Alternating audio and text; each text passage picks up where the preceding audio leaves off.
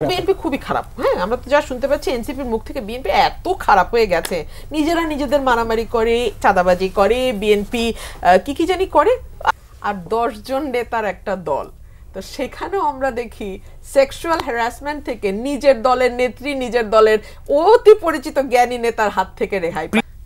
এখানে ঐক্যমত্য কমিশন সংস্কারে সবচেয়ে মূল গুরুত্বপূর্ণ যে জায়গাটায় সংকটটা তৈরি হচ্ছে, সংকটটা তৈরি হয়েছে যে আপা বলছেন যে প্রায় 166টার মধ্যে বিএনপি সম্ভবত 140টার অলমোস্ট এক হয়ে গেছে। এটা শুধু নট বিএনপি, আপনি এনসিপি, জামাত, সিপিবি, ইসলামী আন্দোলন প্রত্যেকটা দল অলমোস্ট 130টা এক। তাহলে ভিন্নমত কোনটা? যেগুলো এক সেগুলো তো একই, সেগুলো নিয়ে তো আসলে আর আলোচনার দরকার নাই। তো ভিন্নমত কোন জায়গায়? ভিন্নমত হচ্ছে বাকি 30টা বা 20-25টা। সমস্যাটা হচ্ছে যারা পরীক্ষা দিচ্ছে, মানে এই সবগুলো দল মিলে তো পরীক্ষা দিচ্ছে, মানে পরীক্ষার খাতায় লিখতেছে, কিন্তু এর মধ্যে শুধুমাত্র বিএনপি চাচ্ছে পরীক্ষার খাতাটা তারা নিজেরাই দেখবে। আজকে আলোচনার জন্য স্টুডিওতে উপস্থিত আছেন 4 জন অতিথি। আমার বিএনপি দলীয় সাবেক সংসদ সদস্য ব্যারিস্টার রুমিন ফারহানা আছেন, সিনিয়র সাংবাদিক এম এ আজিজ। আমার হাতের বামে আছেন এবি পার্টির চেয়ারম্যান মুজিবুর রহমান মঞ্জু, আছেন এনসিপি অর্থাৎ জাতীয় নাগরিক পার্টির সিনিয়র যুগ্ম আহ্বায়ক আরিফুল ইসলাম আদি। জুলাইয়ের 3 তারিখ যখন আলোচনা করছি, জুলাই গণঅভ্যুত্থানে 1 বছর, অন্তর্বর্তী সরকারেরও 1 বছর খুব শীঘ্রই পূর্ণ হবে। এই 1 বছর কেমন ছিল? এই 1 বছরের শেষে প্রশ্ন উঠেছে সেই ঐক্যটা, সেই 2024-এর যেই 5 আগস্টের যে ঐক্যে, সেই ঐক্যের জায়গাটা কোথায়? এই জায়গাটা যে কিছুটা চির ধরলো, এর কারণ কি, এবং এই যে ঐক্যের জায়গাটা অটুট করতেই বা কী করা দরকার? আলোচনা করব ঐক্যমত্য কমিশনের যেই রাজনৈতিক দলগুলোকে একত্র করার যে প্রচেষ্টা, এইটা কতটা সফল হবে, সেই সাথে নির্বাচন সহ সমসাময়িক ঘটনা প্রবাহ নিয়ে আলোচনা করব। স্টুডিও আলোচনা শুরু করতে চাই বিএনপি দলীয় ঐক্য। আমি মনে করি যে আজ থেকে 1 বছর আগে যে বিষয়টিতে আমরা সকলে দল মত নির্বিশেষে বাংলাদেশের সাধারণ নাগরিক যারা হয়তো রাজনীতিও কখনো করেননি, সকলেই একমত হয়েছিলাম যে এরকম একটি সরকারকে অনির্বাচিত এবং ফ্যাসিস্ট, মাফিয়া, লুটতরাজকারী, লুম্পেন একটা সরকারকে আর সময় দেয়া যাবে না। এই একটা বিষয়ে আমাদের খুব দৃঢ়ভাবে ঐক্যমত হয়েছিল, এবং তারই ফলশ্রুতিতে আমাদের 1 মাস 5 দিন তীব্র আন্দোলন এবং শেখ হাসিনাকে দেশ থেকে পালিয়ে যেতে হয়। সুতরাং ওই সময়কার সেই ঐক্য, আমি মনে করি না যে মানে আমাদের মূল যে জায়গাটা ছিল যে বাংলাদেশকে একটা গণতান্ত্রিক রাষ্ট্র আরেকবার পুনরায় রূপ দেয়া, বাংলাদেশের মানুষের যে সাংবিধানিক অধিকারগুলো আছে সেগুলো তাদের হাতে ফিরিয়ে দেয়া, বাংলাদেশের মানুষের বাক স্বাধীনতা ফিরিয়ে দেয়া, আইনের শাসন কায়েম করা, বাংলাদেশ থেকে গুম বিচার বহির্ভূত হত্যাকে চিরতরে বিদায় করা, এই যে কতগুলো মূল বিষয়, এই বিষয়গুলোতে সেই সময় 1 বছর আগে যেমন ঐক্যমত হয়েছিল, আমার মনে হয় না রাজনৈতিক দলগুলোর মধ্যে সেই বিষয়ে এখনো কোনো রকম কোনো অনৈক্য আছে। হ্যাঁ, definitely how to achieve the গোল, সেই পথে এক একজন তার এক এক রকম প্রস্তাব দেবে। কিভাবে আমরা একটি গণতান্ত্রিক রাষ্ট্রে আবার উত্তরণ করাতে পারি, কিভাবে আমরা একটি সুষ্ঠু অবাধ নিরপেক্ষ নির্বাচনের দিকে যেতে পারি, কিভাবে আমরা বিচার বিভাগ, আইন বিভাগ, নির্বাহী বিভাগের ক্ষমতার মধ্যে একটা চেক অ্যান্ড ব্যালেন্স আনতে পারি, কিভাবে আমরা রাষ্ট্রপতি, প্রধানমন্ত্রীর ক্ষমতা কিংবা মন্ত্রী পরিষদের ক্ষমতা পরস্পর যাতে একটা ব্যালেন্সের মধ্যে থাকে সেটা নিশ্চিত করতে পারি, কিভাবে আইনের শাসন কায়েম করা যায়, কিভাবে বিচার বিভাগের স্বাধীনতা নিশ্চিত করা যায়, কিভাবে দেশের সকল মানুষের জন্য, যেটাকে বলা হয় যে কাউকে আইনের বাইরে গিয়ে শাস্তি দেওয়া যাবে না, সেটা আপনি গুম বলেন, বিচার বহির্ভূত হত্যা বলেন, কিংবা অন্য কোনো আনজাস্ট উপায় বলেন, সেইভাবে কিভাবে সেটা করা যায়, এই ব্যাপার নিয়ে হয়তো বিএনপির সঙ্গে এবি পার্টির সঙ্গে জামাতের সঙ্গে এনসিপির মতের ভিন্নতা আছে। কিন্তু আমরা কি অ্যাচিভ করতে চাই, কেমন বাংলাদেশ চাই, সেটা নিয়ে আমার মনে হয় না যে খুব বেশি। আপনার কাছে কি মনে হয় কিনা যে লক্ষ্য অর্জনে 1 বছরের যে পথটা, বিএনপির পথ চলাটা ঠিক আছে কিনা? কারণ নানা দিক থেকে নানা সময় শুনতে হয় যে বিএনপি এই 1 বছরে বিএনপি যে পথে হেঁটেছে, বিএনপি কয়েকটা বিষয়ে খুব শক্তভাবে প্রমাণ দিয়েছে। এক হচ্ছে বিএনপি অসম্ভব অ্যাকোমোডেটিভ একটা রাজনৈতিক দল। কিরকম?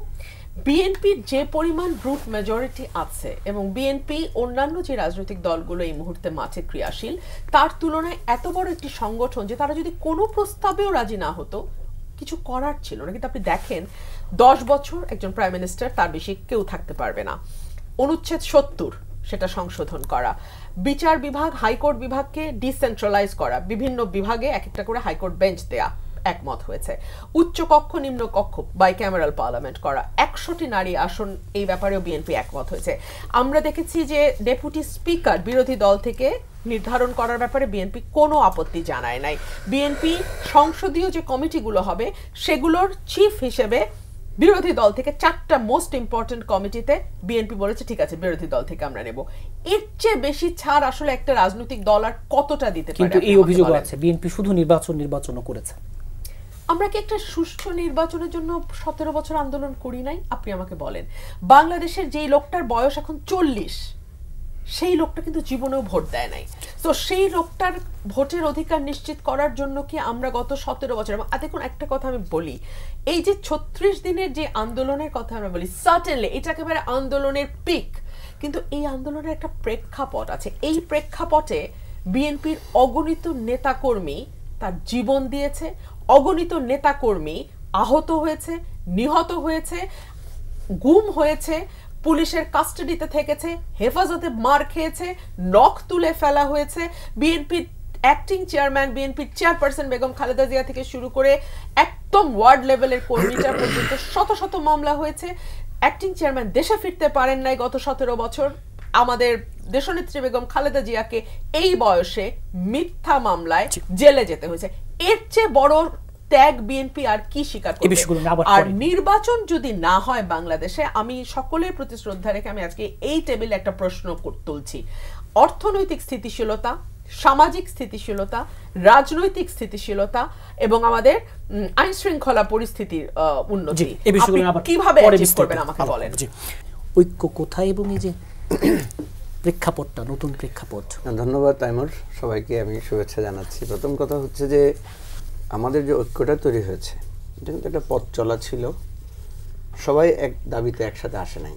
তো ঢাকা থেকে কেউ, রংপুর থেকে কেউ, রাজশাহী থেকে এসে আমরা একটা জায়গায় এসেছি, এক জায়গায় পথ মিলে গেছে। বিএনপির দাবি ছিল কি?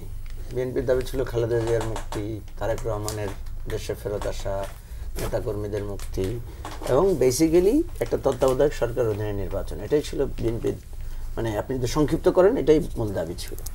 জামাতের দাবি কি ছিল? তাদের নেতাদেরকে ফাঁসি দিয়েছে, তাদের দলকে কাজ করতে দিচ্ছে না, নিবন্ধন বাতিল ইত্যাদি ইত্যাদি।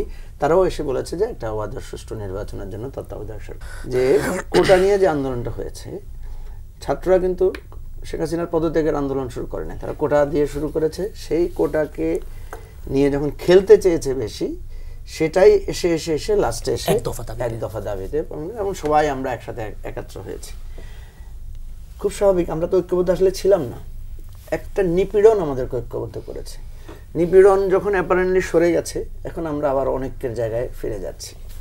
প্রশ্ন হচ্ছে এই অনেকের জায়গায় ফিরে যাওয়াটা সঠিক কিনা, নাকি আমরা ঐক্যবদ্ধ থাকবো, অনেক দিন পর্যন্ত ঐক্যবদ্ধ থাকবো। হয় না অনেক সময় যে বাবা মারা যাওয়ার পর অনেক দিন ছেলেমেয়েরা একসাথে চলার চেষ্টা করে, আবার অনেক ফ্যামিলি আছে বাবা মারা যাওয়ার সাথে সাথেই তারা সম্পত্তি ভাগ বাটোয়ারা করে নেয়। তো আমাদের এখনকার অবস্থাটা অনেকটা, বাবা মারা গেছে এখন সবাই ভাগ বাটোয়ারা করে যার যার দাবিতে আমরা নেমে পড়ছি।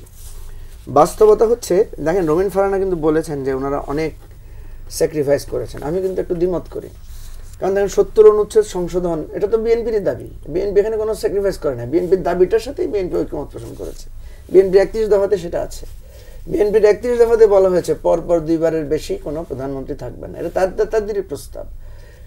দ্বিকক্ষ বিশিষ্ট সংসদ, এটা তাদেরই 31 দফার প্রস্তাব। সুতরাং এখানে বিএনপি খুব বেশি স্যাক্রিফাইস করেছে বিষয়টা তেমন না, বরং বিএনপি এটা বলতে পারে যে এই প্রস্তাব বা এই মানে সংস্কারের বিষয়টা তো আমরাই সূচনা করেছি। এখন কথা হচ্ছে দেখেন, কিন্তু পাবলিক পারসেপশন কি হচ্ছে? পাবলিক পারসেপশন এমন দাঁড়াচ্ছে যে বিএনপি সংস্কার চেয়েছে, বিএনপি সেই সংস্কারের অনাগ্রহী, কারণ আলোচনাগুলো সেভাবে আগাচ্ছে। যেমন দেখেন, আপনি বিএনপির 31 দফাতে গেলে দেখবেন একাধিক জায়গায় সংবিধিবদ্ধ এবং সাংবিধানিক প্রতিষ্ঠানগুলো স্বচ্ছতা, জবাবদিহিতা এবং এগুলো শক্তিশালী করার কথা তারা বলেছে।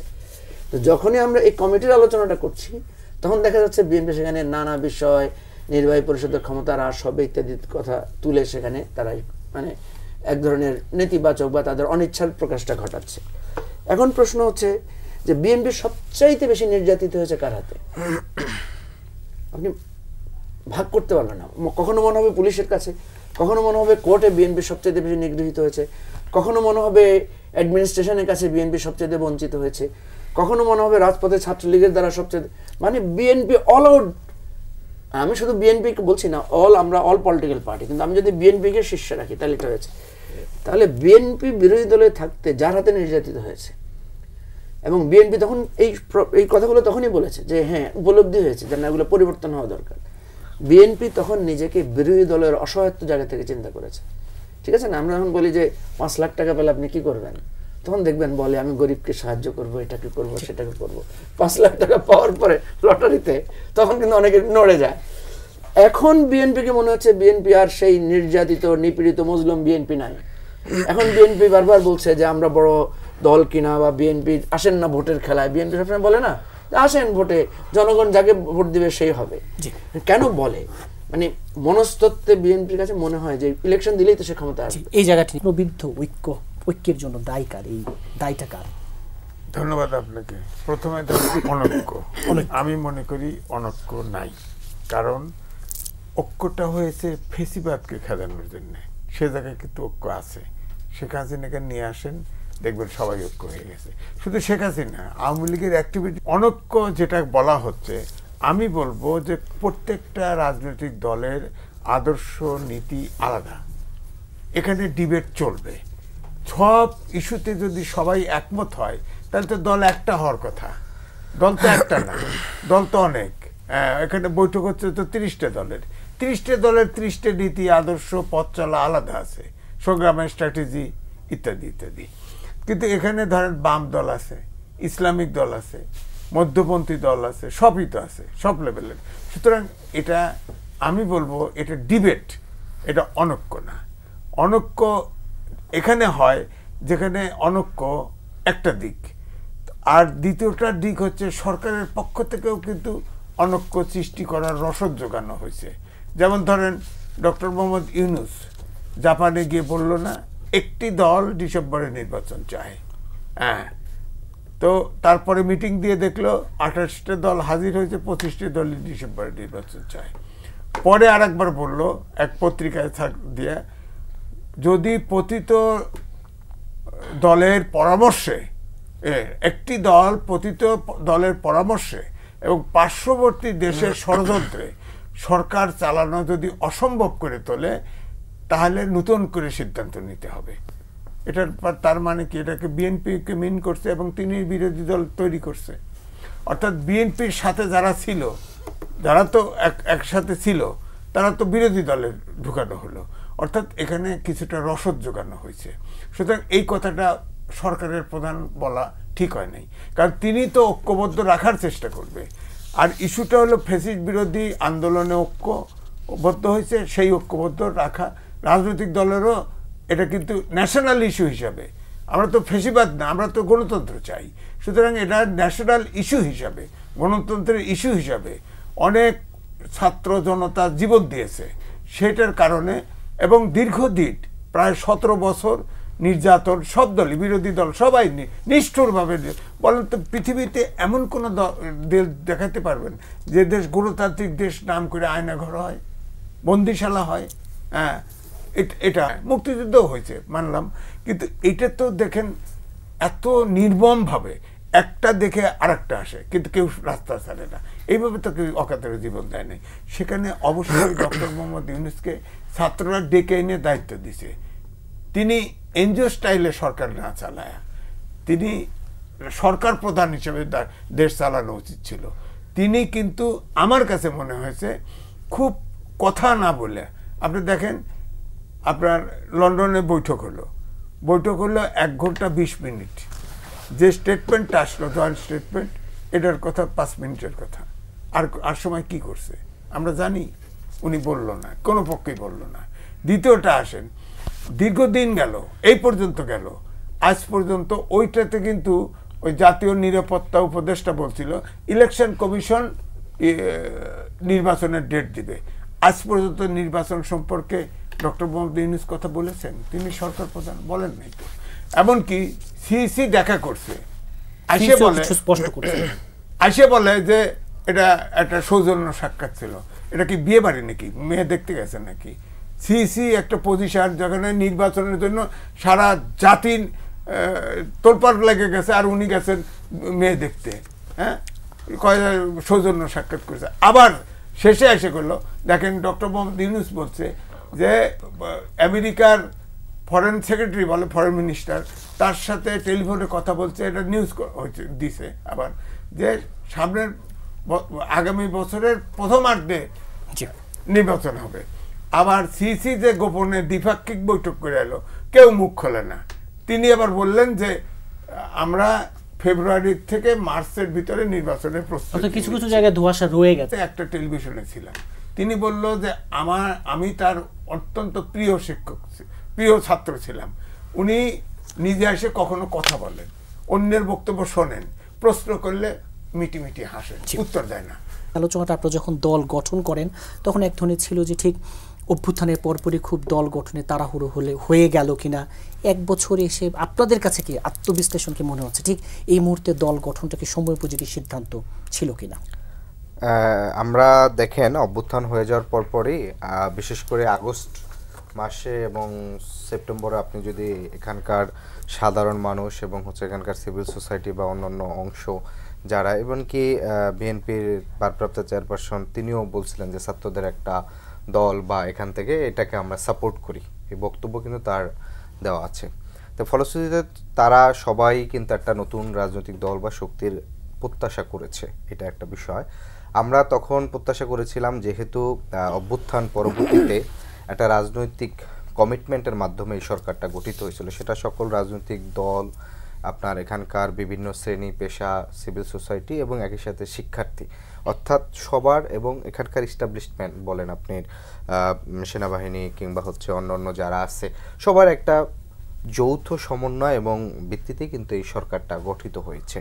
ফলশ্রুতিতে সেই যৌথ কমিটমেন্টটা কী ছিল, যে আমাদের এখানকার যে একটা বড় ধরনের গণহত্যা হয়েছে সে গণহত্যার বিচার, এবং একই সাথে আমাদের এখানকার সাধারণ মানুষ দীর্ঘদিন ধরে রাষ্ট্রের কাছ থেকে যে নিপীড়ন শিকার হয়েছে, ফলে একটা মানুষের রাষ্ট্রের নাগরিক হিসাবে তার জীবন নিরাপত্তা, জীবন জীবিকার নিরাপত্তা, এই বিষয়গুলো ন্যূনতম কমিটমেন্ট থাকাটা, এই বিষয়গুলোতে অন্তত একটা মৌলিক সংস্কার দরকার। এবং এই অভ্যুত্থানের একটা ঘোষণাপত্র দরকার, কারণ যেহেতু অভ্যুত্থানটা স্বাভাবিক নিয়ম অনুযায়ী হয় না, আপনার তারা এখানকার একটা প্রবল ফ্যাসিবাদকে উৎখাত করে গণ অভ্যুত্থানটা সংগঠিত হয়েছে। ফলশ্রুতিতে সেই কমিটমেন্ট থেকে আমরা যেটা দেখলাম, যে যখনই 2 মাস 3 মাস কিংবা 6 মাস এগিয়ে গেছে, সেই জিনিসটা প্রথমে আসছে কিভাবে, যে সংস্কার না নির্বাচন, এই দুইটা জিনিসকে মুখোমুখি করা হয়েছে। প্রথমে বলছে কি যে 71 না 24, এভাবে এই প্রশ্নগুলো ছুড়ে দেওয়া হয়েছে। প্রশ্নগুলো ছুড়ে দিয়ে অভ্যুত্থানকারী শক্তিদের মধ্যে নানাভাবে নানা তার যার তত্ত্ব অনুযায়ী গেছে। এরপরে আসলো সংস্কার না নির্বাচন, এরপরে আসলো কি যে সংস্কারবাদ, বিচারবাদ, নির্বাচন। তো নির্বাচন কখন নির্বাচন, ডিসেম্বর না ফেব্রুয়ারি জুন? অর্থাৎ আপনার মূল যে প্রথম যে কমিটমেন্ট আপনার এখানকার গণহত্যার ন্যূনতম বিচারের অগ্রগতি, এখানকার জুলাই আহত শহীদ পরিবারদের এখনও পুনর্বাসন করা হয় নাই, মানে অনেক কিছু কিন্তু কোনো কিছু ঠিক মতন হয় নাই। সেই জায়গা থেকে সরতে আপনি বিচার সংস্কার সরতে এখন এই মুহূর্তে আসছেন যে নির্বাচন কখন, ফেব্রুয়ারি না ডিসেম্বর?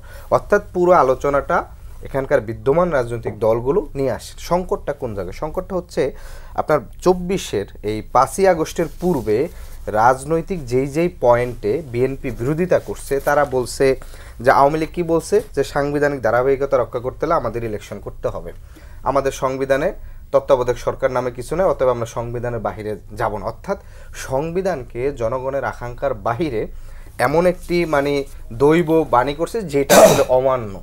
এটা কোন প্রক্রিয়া করছে? সে 2/3 মেজরিটি নিয়ে করছে, চুরি করে করছে না ভোট চুরি করে কি করছে সেটা তো আমরা ধন্যবাদ জানাই। আমি পূর্বের একটা আলোচনায় ধরনের ভিতরে ছিলাম।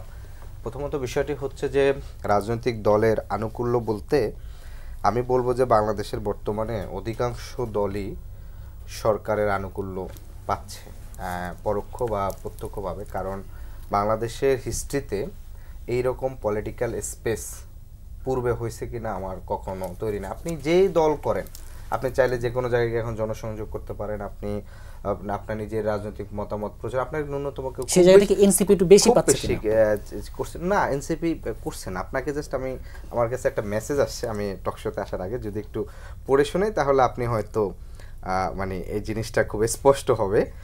আপনাকে বলি আর কি, ধরেন জাস্ট আমার কাছে মানে একটা বিশ্ববিদ্যালয়ে একটু সমস্যা হয়েছে, তা আমাকে মেসেজটা আসছে, বিসি বিএনপি, প্রবিসি জামাত, ট্রেজারার ও রেজিস্ট্রার একই ব্যক্তি বিএনপি, ছাত্র উপদেষ্টা দপ্তরের পরিচালক বিএনপি, প্রক্টর জামাত। মানে এটা দ্বারা আপনি কি বুঝলেন যে একটা বিশ্ববিদ্যালয়ের গুরুত্বপূর্ণ যে 5টা পদ, মোটামুটি 3টা বিএনপি দেখলাম, 2টো জামাত, কোথাও ধরেন হয়তো বিএনপি 4টা জামাত একটা, কোথাও হয়তো জামাত 4টা, কিছু কিছু জায়গায় একটা। এবং আপনি যদি এই সরকারের বিভিন্ন জায়গার এবং বিচার বিভাগের বিশেষ করে প্রত্যেক জেলার যে পিপি নিয়োগ থেকে বলেন এবং বর্তমানে যারা অ্যাটর্নি জেনারেল থেকে শুরু করে যারা সহকারী অ্যাটর্নি জেনারেলের যে টোটাল যে তালিকা এবং হচ্ছে এই তালিকাগুলো যদি আপনি দেখেন বা দেখতে চান, তাহলে আপনি দেখবেন যে এখানে রাষ্ট্রের সবচেয়ে বেশি বর্তমানে স্টেক হোল্ডার হয়েছে প্রায় 60+ হচ্ছে বিএনপি, 30-র কাছাকাছি প্রায় জামাত, আর বাকি সব দলগুলো মিলে হয়তো বা কিছু একটা পার্সেন্টেজ আছে। তো ফলে এই যে প্রচারণাটা যে সরকার হচ্ছে এনসিপির কথায় চলে, তাহলে তো অনেক কিছু আমাদের মতন করে বা আমাদের যে চাওয়া বা আমাদের যে প্রস্তাবনা সেটার দিকেই হচ্ছে দাবিত হতো। বরঞ্চ এটা না, বরঞ্চ যেহেতু রাজপথে যাদের শক্তি প্রদর্শন বেশি, সরকার যারা সরকারকে বেশি চাপে ফেলতে চায়, বরঞ্চ তারা তাদের দাবিটা দ্রুত আদায় করে নিতে পারে। এবং এটা তো স্পষ্ট ঘোষণাই আছে, কিছুদিন আগে আপনার ঘোষণা হয়েছে যে ওসিগিরি ডিসিগিরি চলবে না। আপনি অধিকাংশ থানার ওসিদের ফোন দেন কিংবা হচ্ছে তারা ওই জায়গায় তারা কোনো একটা বড় সিদ্ধান্ত নেওয়ার আগে ওই থানার বিএনপির আহ্বায়ক, বৈষম্য বিরোধী যদি কমিটি থাকে থানা পর্যায়ে তার হয়তো মতামত, আর যদি জামাতের থাকে এই মোটামুটি 3 জনের। ফলে যেটা হচ্ছে যে স্টেটটা এখন এক ধরনের 3টা অংশ বা 4টা অংশ বা যার বেশি শক্তি তার কাছে মতামত নিয়ে মূলত এক ধরনের পরিচালনার মতো চলতেছে আর কি, কেন্দ্রিক হয়ে গেছে। আর এই কথাটা তো আপনাদের দীর্ঘদিন ধরেই শুনতে হচ্ছে যে বিএনপি আসলে কি মুদ্রা রিপিট ও পিট কিনা, মাঠে আলোচনা আছে।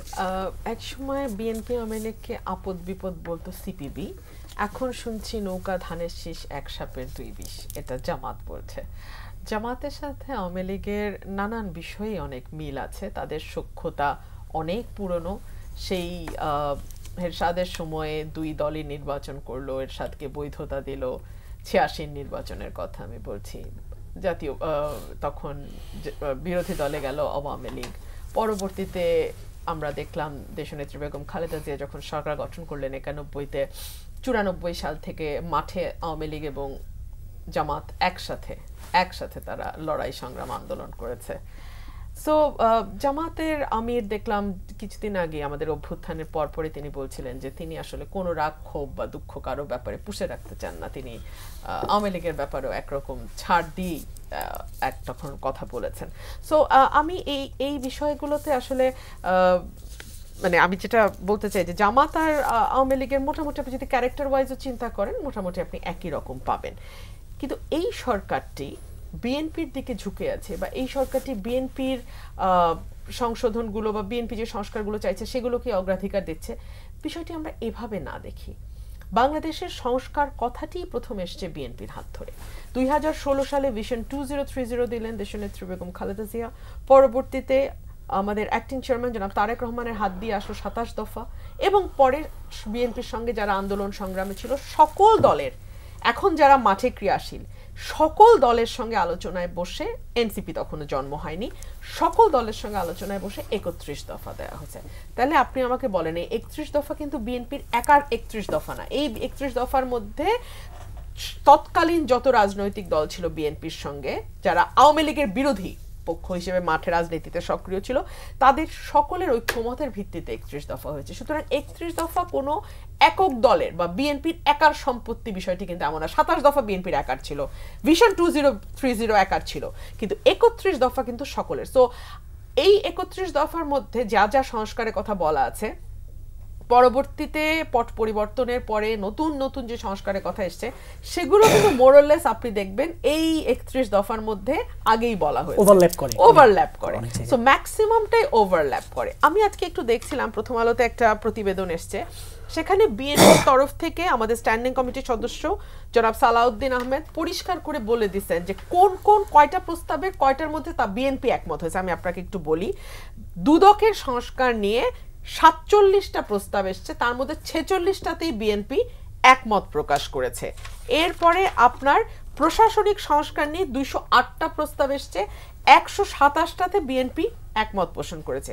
বিচার বিভাগ 89টা এসছে, এর মধ্যে 68টাতে বিএনপি একমত পোষণ করেছে। নির্বাচন বিষয়ে 243টা এসছে, 140টাতে বিএনপি একমত পোষণ করেছে।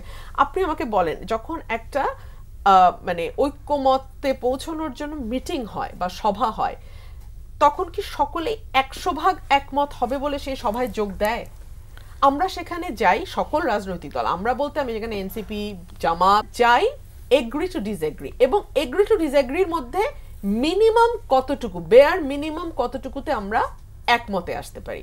আমি কিন্তু সেই জায়গা থেকে আশাবাদী, কারণ আমরা দেখতে পাচ্ছি যে মানে বিএনপি যেহেতু সবচেয়ে বড় রাজনৈতিক দল, বিএনপির স্টেকও কিন্তু অনেক হাই।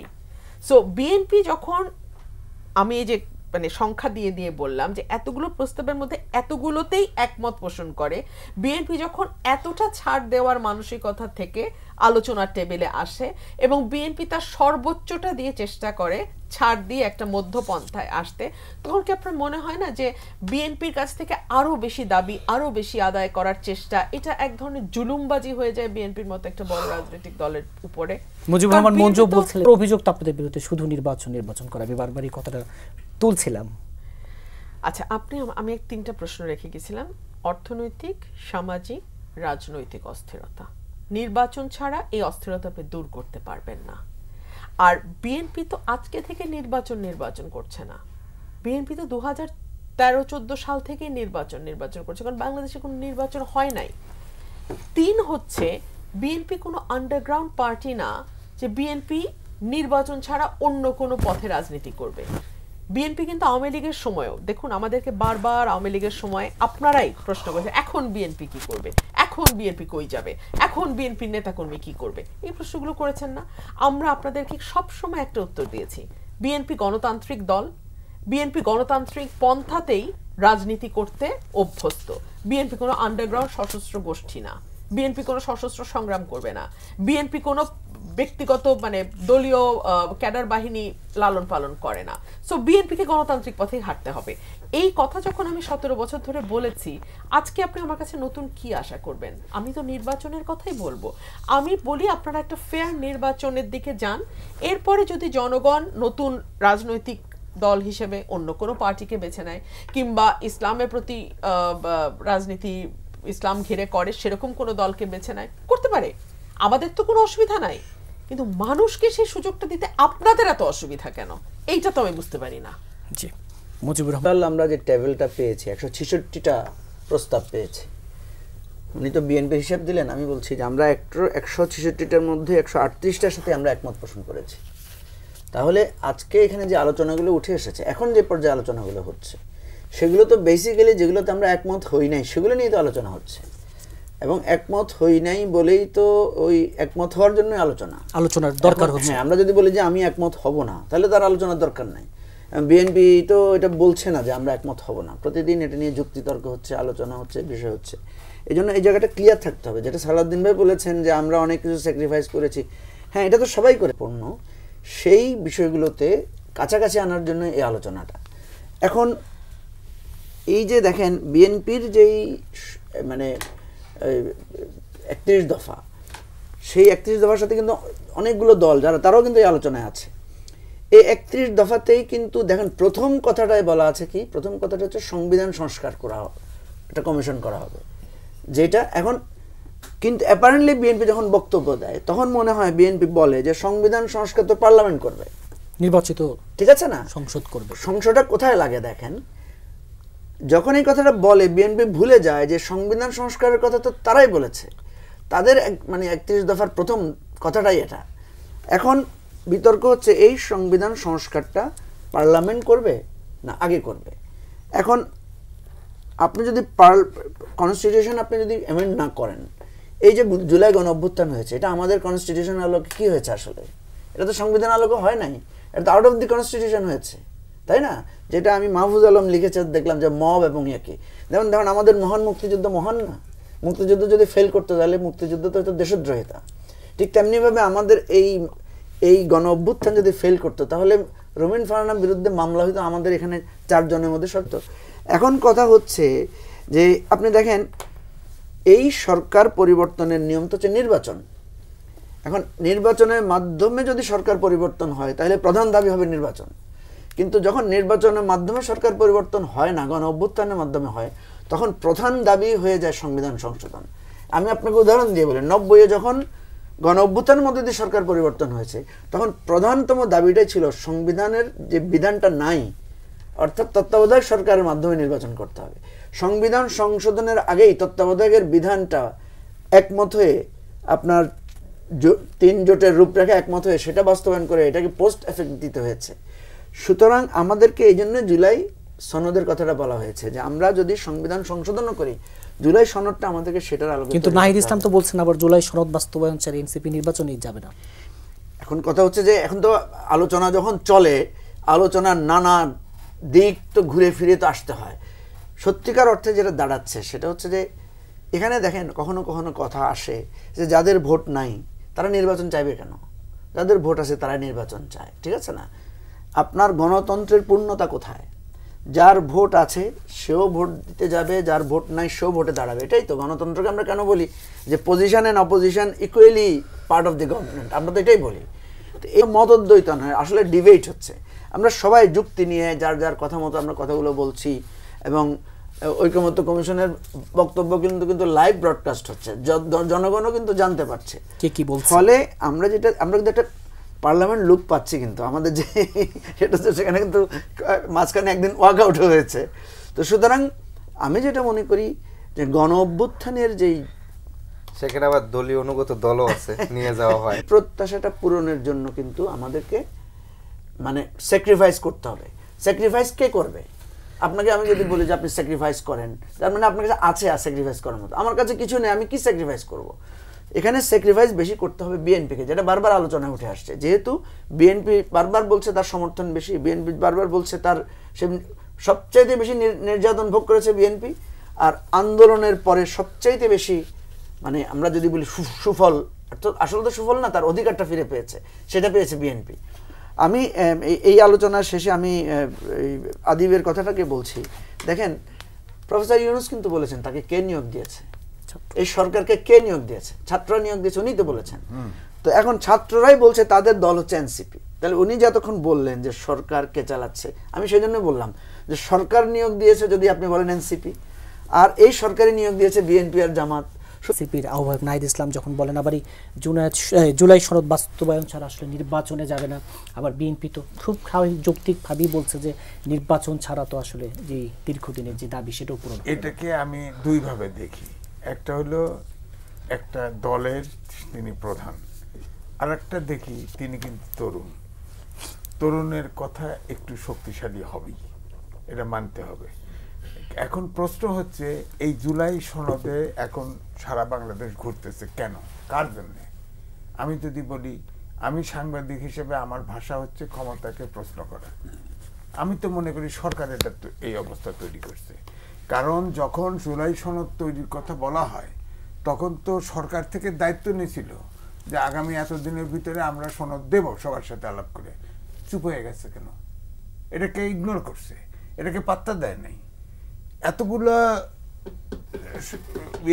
মানুষের জীবন গেল, তারা তো সনদ চাইতেই পারে, এটা তো বৈধ অবৈধ কিছু না। এত বড় একটা আন্দোলন হয়ে গেল, এত লোক জীবন দিল, সেখানে তো একটা সনদ, এবং সবাই এটা তো এগ্রি করছে, এটা তো সরকার আটকায় রাখছে, নইলে তো ওই সময় যেমন করে হোক হতো, তো হয় নাই তো। এখন এটার জবাব তো সরকার দিবে। কেন প্রেস সেক্রেটারি বলছিল না যে অত তারিখের অত দিনের মধ্যে আমরা সনদ দেব সবার সাথে আলোচনা করে? কই, এরপরে তো এটা আলোচনাই নাই, সময় পেরিয়ে গেছে। এখন রাস্তায় নামছে। এখন যে এই যে রাস্তায় নামছে, এখন এই রাস্তা নামাতে একটা নেগেটিভ ইম্প্যাক্টও আছে, যে ছাত্রদের দল একা নামছে। তার মানে ওই গণ অভ্যুত্থান যেটা ঘটেছে এটার ক্রেডিট ছাত্রদের একার হয়ে গেল। ব্যাপারটা এরকম ব্র্যান্ডেড হলো না, এটার জন্য তো সরকার এটা করলো। এখন এই যে ঐকমত্য কমিশন বসছে, সেখান থেকে কিন্তু আমি বলতে শুনেছি যে আমরা এখানে যারা সংস্কার করব, হ্যাঁ, এই সংস্কারের যেসব সংস্কার হয় এটা দিয়ে একটা সনদ তৈরি হবে, তাই না? ঠিক আছে। আর জুলাই যে সনদ, সেটা তো আলাদা ইস্যু, আলাদা।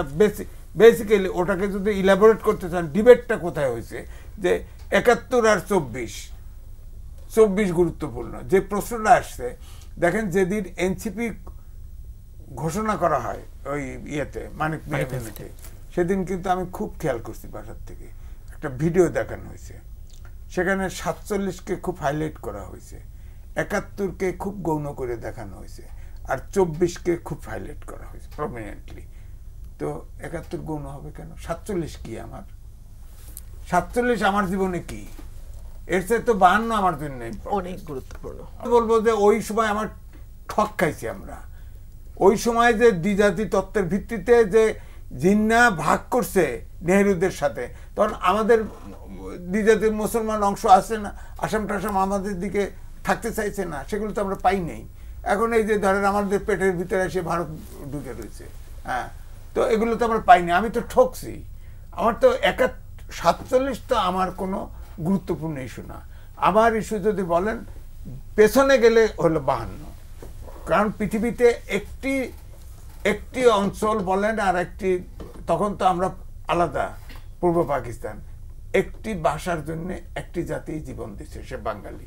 আমরা এই ভূখণ্ডের ইস্ট পাকিস্তানের জনতা, এটাকে আপনি অ্যাভয়েড করতে পারেন না। তো এই জন্য আমি বলছি যে এখন যে জুলাই সনদ, এটা তো অ্যাভয়েড করতে পারেন না। এই দ্রাবিতি কেন রাস্তায় নামালেন কেন? তাদের রাস্তায় নামালেন কেন? আর তারাই বা নামলো কেন? এখন পার্টি হয়েছে, তারা কেন আসে এখানে বৈঠকে বসছে, এখানে দাবি করলো না কেন? এখানে চাইলো না কেন? এখানে প্রেশার দিল না কেন? ঐক্যমত্য কমিশন বসছে, এখন তো আমার কাছে মনে হয়েছে ২ ভাগে বিভক্ত হলো।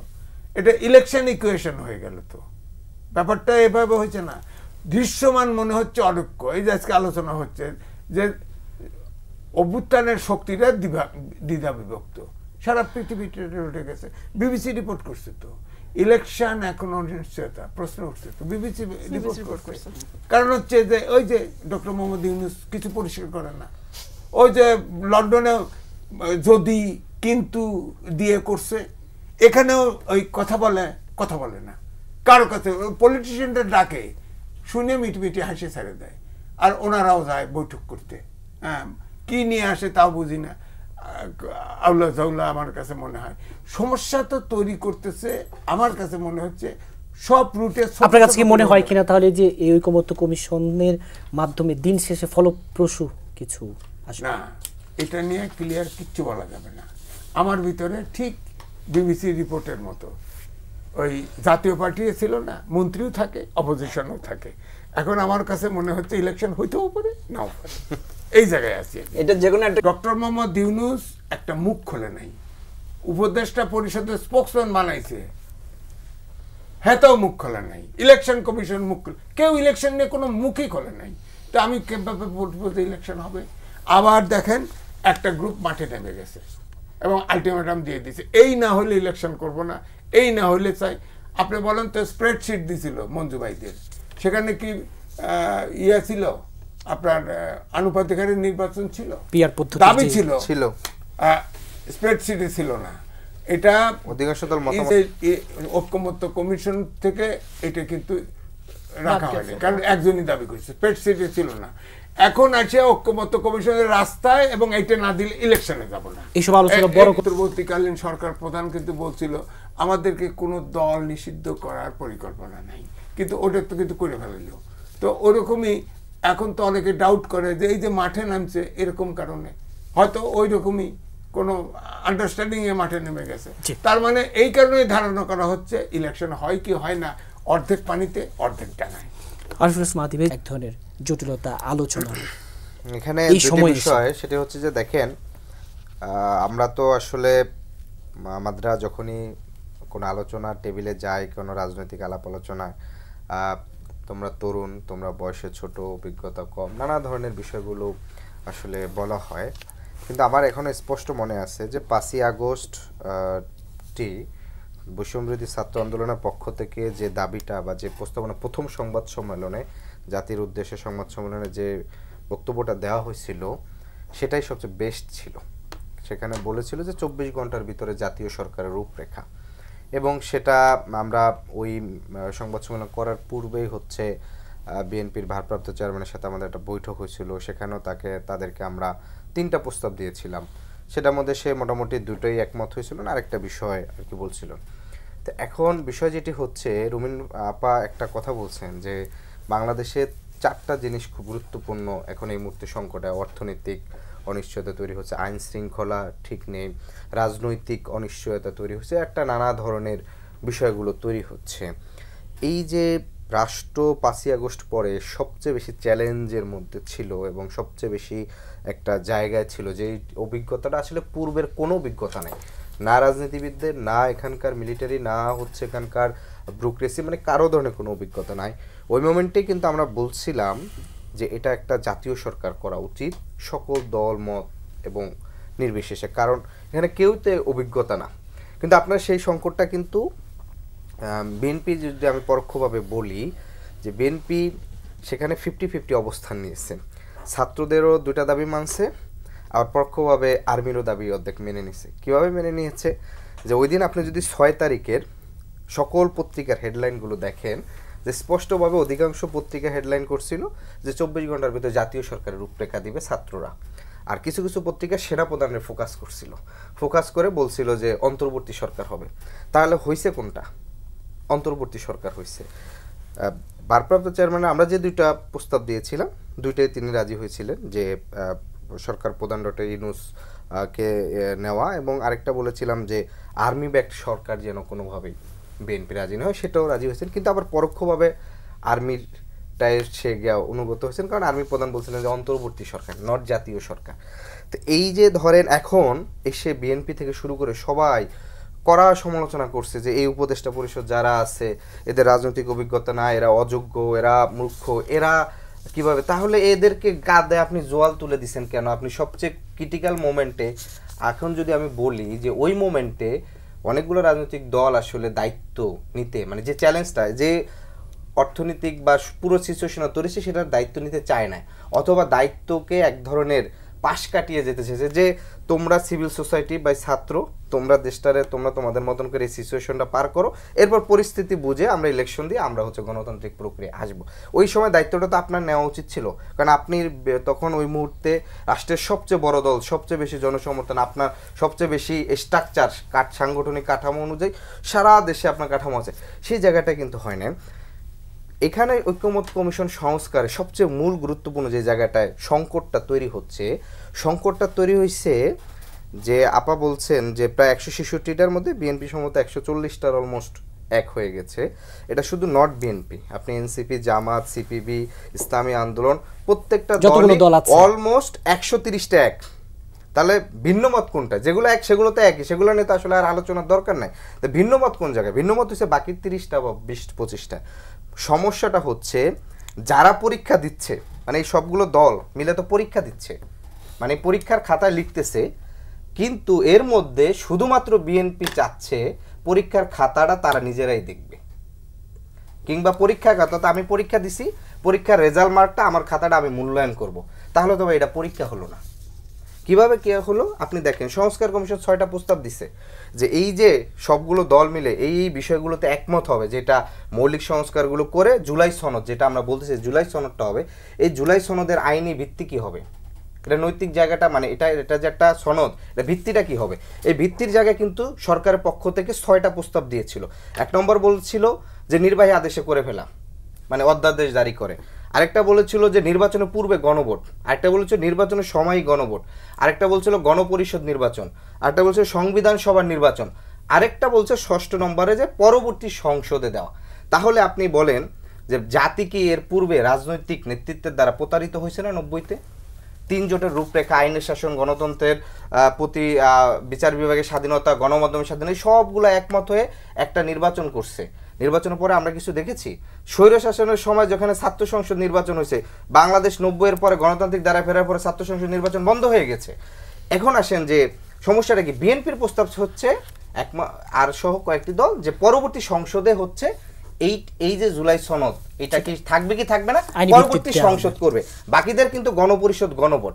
আমরা ডক্টর মোহাম্মদ ইউনূসের স্ট্রংলি হচ্ছে তার সমালোচনা করেছি যে সে যখন লন্ডনে বৈঠক করে এবং তার পূর্বে ঈদের আগে যে জাতির উদ্দেশ্যে ভাষণ দিছিল সেখানে বলেছিল যে আপনারা রাজনীতিবিদ দলগুলোর কাছ থেকে কমিটমেন্ট নেবেন। কি কমিটমেন্ট নেবেন? যে এই জুলাই সনদে তারা যারা স্বাক্ষর করছে এইটা যেন তারা মানে। বাংলাদেশের রাজনীতিবিদদের প্রতি যদি জনগণের এতই আস্থা থাকতো তাহলে পূর্বে 1 দফা 31 দফা আপনার হচ্ছে অন্যান্য দলগুলা 54 দল 64 দল মিলে ভোটাধিকারের জন্য আন্দোলন করছে না? রাস্তার জনগণ কি নামছে? নামে না, দলের নেতাকর্মীরা নামছে। ফলশ্রুতিতে আমরা যেটা বলছি, আমরা এই জায়গায় স্ট্রং বিরোধিতা করছি যে জুলাই সনদ হবে সে জুলাই সনদকে অবশ্যই আমরা বলেছি কিন্তু জাতীয় নির্বাচন আমরা আমাদের মূল দাবি গণপরিষদ। যদি জাতীয় ঐক্যমতের ভিত্তিতে যদি গণপরিষদ থেকে সরে এসে তারা মনে করে যে না আমাদের এখানে সমাধানটা গণভোট, অধিকাংশ দলই বলছে যে গণভোটের মাধ্যমে এইটাকে আগে সুরক্ষা করা হোক, দেন এইটার উপর ভিত্তি করে পরবর্তী সংসদ হচ্ছে গিয়া বা জাতীয় নির্বাচনটা হবে, আগে সংস্কারকে আপনি স্বীকৃতি দিবেন। এখন যদি বলেন যে আমার পরীক্ষার খাতা আমি মার্ক দিব, কারণ আপনি তো এর আগে জাতীয় সংসদে গিয়ে আপনি করবেন কি করবেন না এটার তো কোনো ভিত্তি নাই। এটা এই জায়গাটা হচ্ছে মূলত মূল ভিতর বা সংকটটা তৈরি হয়। যে বেচারা অঙ্কে জীবনেও পাশ করবে না, ইংরেজিতে টাই টুয়ে কোনো মতে কানের পাশ দিয়ে গুলি যাবে, তার পরীক্ষার আগের কৌশল আর ফার্স্ট 5 জনের পরীক্ষার আগের কৌশল কি এক হবে? হবে না।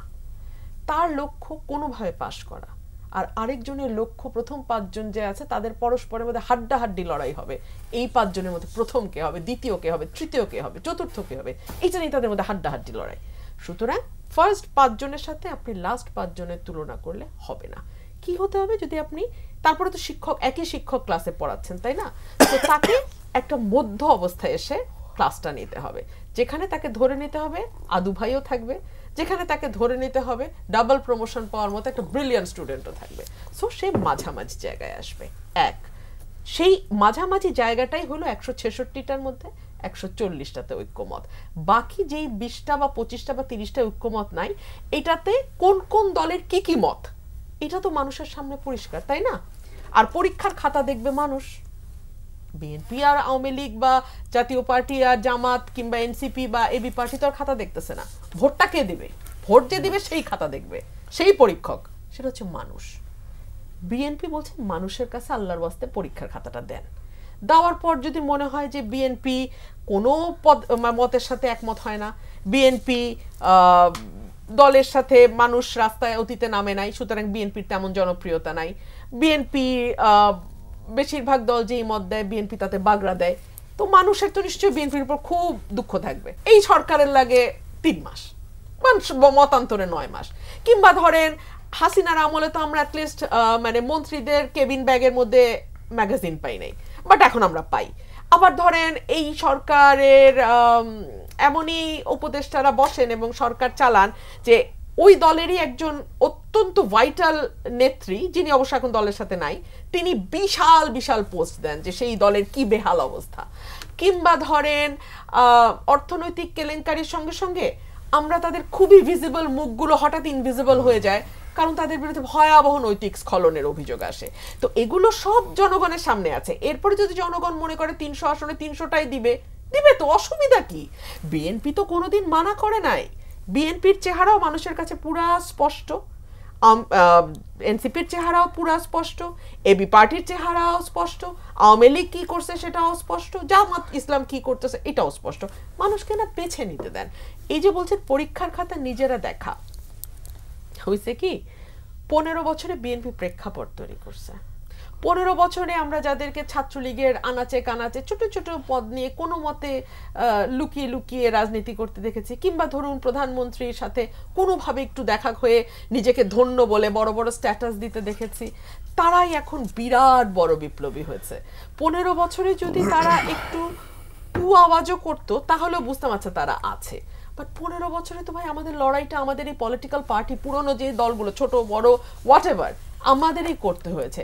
সেই বিএনপির মহাসচিবই কারাগারে গেছেন, সেই মঞ্জু ভাইদেরকেই লুকায় থাকতে হয়েছে, সেই আমাদের বিরুদ্ধেই মামলা হয়েছে, কিংবা আমাদের বিরুদ্ধেই ইন্টারনেটে মানে বুলিং হয়েছে। এগুলোর শিকার তো আমরাই হয়েছি, তাই না? তখন তো আমরা কাউকে দেখিনি। এখন প্রত্যেকের আমলনামা মানুষের সামনে আছে। বিএনপি 166টার মধ্যে 140টাতে একমত হয়েছে, এটাও মানুষ জানে।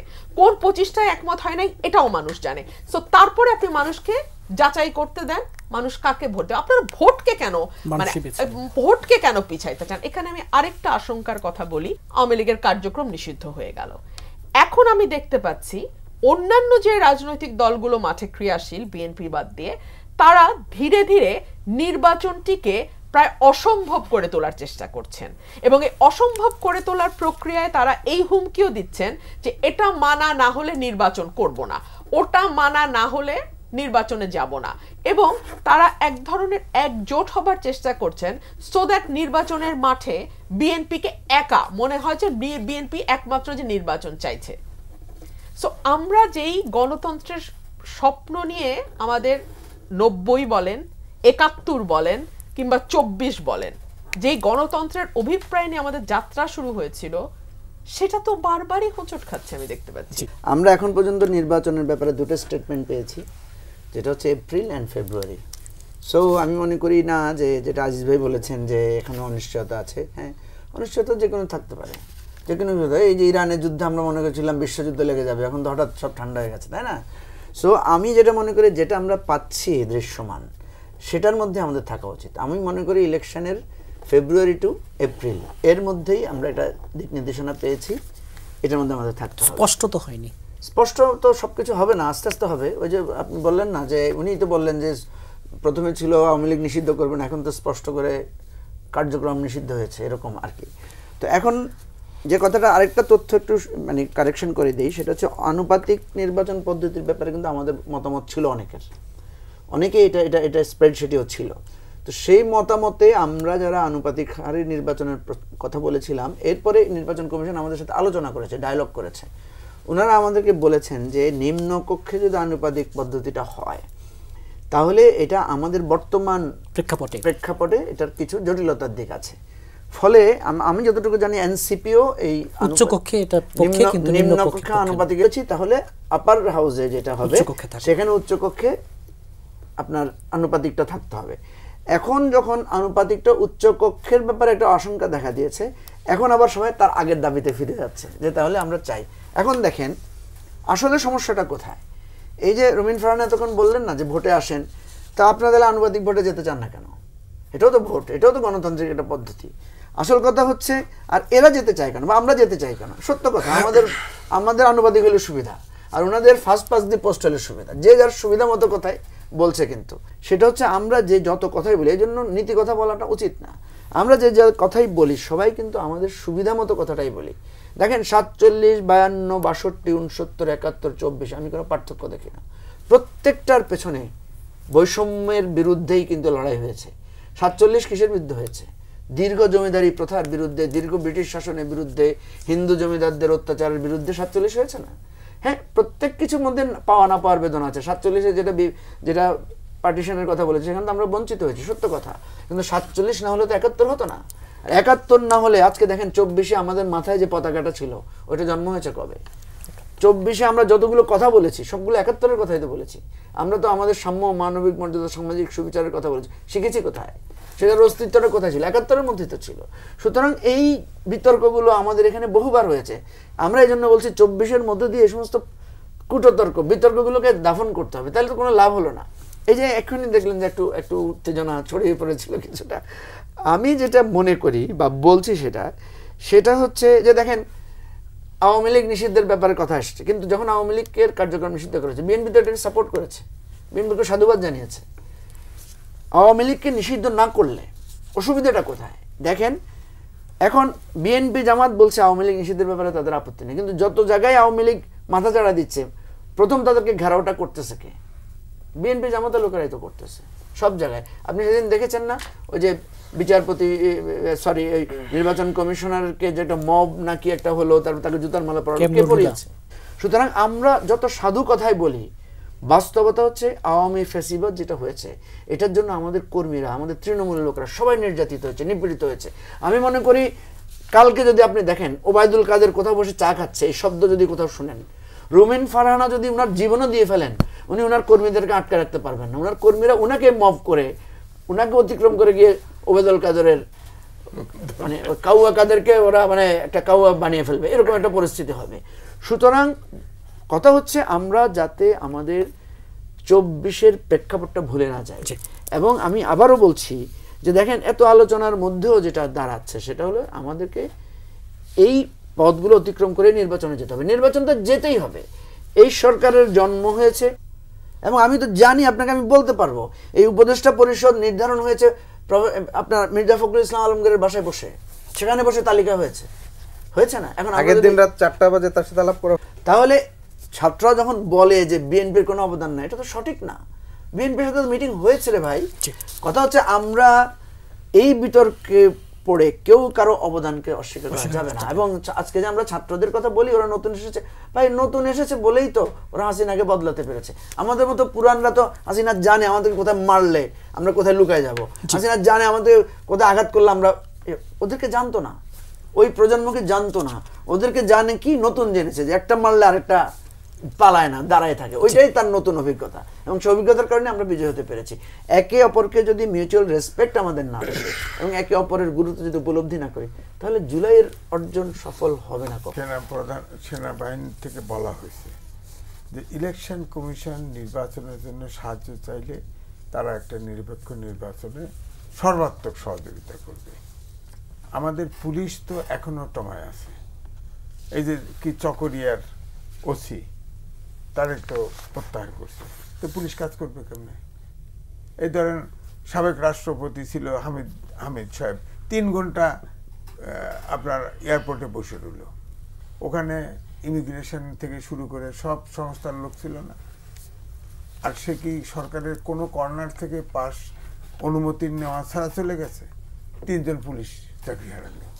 তো সুতরাং এই জন্য পুলিশকে তো ট্রমার থেকে বের করানোর চেষ্টা হয় না, কারণ একটা বছর গেছে, আপনি পুলিশ বলেন প্রশাসন বলেন এটা তো এখনো ঠিক করা যায় নাই। তো এখন যদি ইলেকশনের কথা বলেন, ইলেকশনে আপনি সব 6000 প্রশাসনের আছে, অফিসার আছে, আপনি 6000 সারা দেশ চালায়, মিনিস্ট্রি চালায়, মিনিস্ট্রির অধীনে বিভাগ চালায়, সব ডিসি হয়। আপনি কি ডিসি হতে কি আইনস্টাইন হতে হয় নাকি? আপনি আর 25টা ক্যাডার রয়েছে, সেখান থেকে লোক নিয়ে 7 দিনের ওরিয়েন্টেশন ট্রেনিং দিলে ডিসি হতে পারতো না? আমি নিজে বণিক বার্তায় 7 দিন পরে একটা রিপোর্ট এক্সক্লুসিভ হয়েছে যে প্রশাসনের 95% ছিল ফসিবাদী দোষর। আমি কিন্তু একটা সোর্সে পাঠায়ও দিছি, যাতে দেখতে হয়তো তার পাঠায়ও দিছি, কই তারপর সব প্রশাসন ক্যাডারের লোকরে ডিসি বানাইছে। এই ডিসির আবার উড্র করছে অনেককে, তাহলে তারা তো টমার মধ্যে আছে না?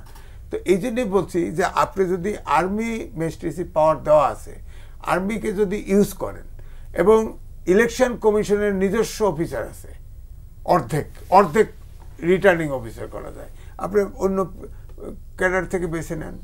হ্যাঁ, আমিও তো নিজে আমাদের 250 সাংবাদিক রিপোর্টারদের, আপনার জানেন তো রিপোর্টারদের ইলেকশন কমিশন আছে, আমি ওটার চেয়ারম্যান, কোনো সমস্যা হয়? তা আমি পারি না?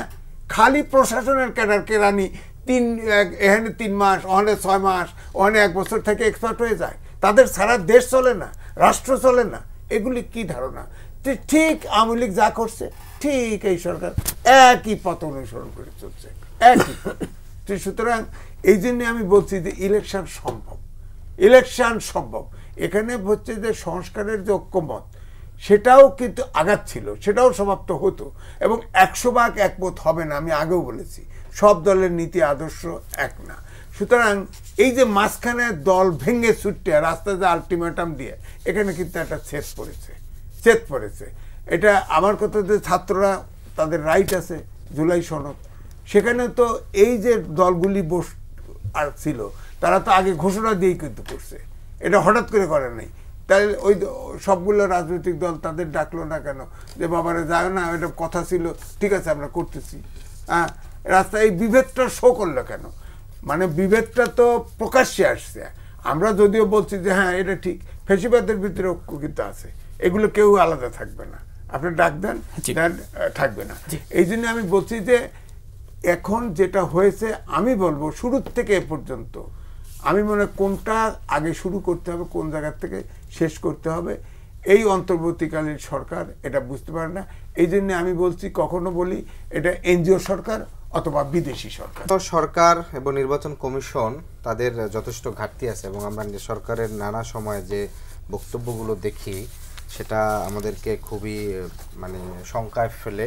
এবং আরেকটি গুরুত্বপূর্ণ বিষয় হচ্ছে যে সরকার ফিট কি ফিট না, তার চেয়ে সবচেয়ে বড় কথা হচ্ছে এটা একটা প্রিডিসাইডেড ইলেকশন হতে যাচ্ছে কিনা, এবং যারা রাজপথে শক্তি দেখিয়ে কেন্দ্র দখল করে পুরনো সিস্টেমে নিজেদের শক্তি প্রদর্শন করতে চায় তাদের মতন করে একটা সংসদ হবে কিনা, এবং 2018 সাল 8 সালের মতন সংসদে কারা কারা যাবে সেটা ঠিক করে তারপরে ইলেকশন হবে কিনা, এইটার আশঙ্কা আমরা সবচেয়ে বেশি করি। যার কারণে আমরা বলতে চাচ্ছি যে যখন আপনি ভোটের জনগণের বড় সমর্থনের কথা বলেন, আপনি হচ্ছে আপনার বড় দল বড় সমর্থন, তাহলে ভোট তো ভোটই, যেটা তো আপনার হচ্ছে জিয়াউর রহমান তিনিও তো এসে গণভোট দিয়েছিলেন, গণভোট দিয়ে তার হচ্ছে জায়গার তার সমর্থন চেক করছেন না, তাহলে সেই ভোটে তার যদি সর্বোচ্চ সমর্থন থাকে তাহলে জুলাই সনদ কিভাবে সুরক্ষিত হবে সেটার ভোটের ক্ষেত্রে কেন তিনি দ্বিমত করতেছেন? এখানেই তো হচ্ছে আপনার মূলত সন্দেহ সংশয়টা হয়। দ্বিতীয়ত বিষয় হচ্ছে আপনি দেখেন আপা একটা খুব আপত্তিকর কথা বলছেন, এটা খুবই কোনোভাবে উচিত না। তিনি বলছেন যে কি সরকার মবের ডাককে হচ্ছে আওয়ামী লীগ নিষিদ্ধ করছেন। জনগণের রায় কি ছিল? আপনি জনগণকে বারবার রায় দিতে বলেন, তাহলে জনগণের রায়ের জন্যই তো আমরা বলছি যে জনগণের রায়ের জন্য আপনি গণভোট দেন, সেটার বিষয় তো আপনার সেটাকে আপনার জনগণের ভোট মনে হয় না। তো বিএনপির মনেটা হয় কি? বিএনপির মনেটা হচ্ছে হাতে বেশি সময় নেই। হ্যাঁ, পুরো স্টেট যেভাবে চলছে, অর্থাৎ রাষ্ট্রপতি আওয়ামী লীগ থাকবে, মুজিববাদী সংবিধান থাকবে, শুধুমাত্র চেয়ারের জায়গায় চেয়ারপারসন চেঞ্জ হবে, তাহলে সব কিছু পরিবর্তন হয়ে যাবে। এই যে চিন্তা, সেটা হচ্ছে সবচেয়ে বড় সংকট। আপনি দেখেন বিএনপির এক দফার আন্দোলনের জন্য ফ্যাসিবাদী লড়াইতে তার হচ্ছে 28 জন মারা গেছে, 28 অক্টোবরের পর থেকে 7 জানুয়ারি পর্যন্ত টোটাল 28 জন মানুষ মারা গেছে। আর ফ্যাসিবাদ পড়ে যাওয়ার পরে নিজেদের ভিতর ক্ষমতা ভাগাভাগির জন্য অন্তঃকন্দলে মারা গেছে 78 জন। তাহলে হচ্ছে একটা দল গণতান্ত্রিক লড়াইয়ের জন্য যত না প্রাণ দেয়, তার চেয়ে নিজেদের ভিতর ক্ষমতা কাঠামো টিকে থাকার জন্য তার চেয়ে দ্বিগুণ বেশি মানুষকে হত্যা করে। আপনাদের চারজনকে আজকে স্টুডিওতে সময় দেওয়ার জন্য ধন্যবাদ।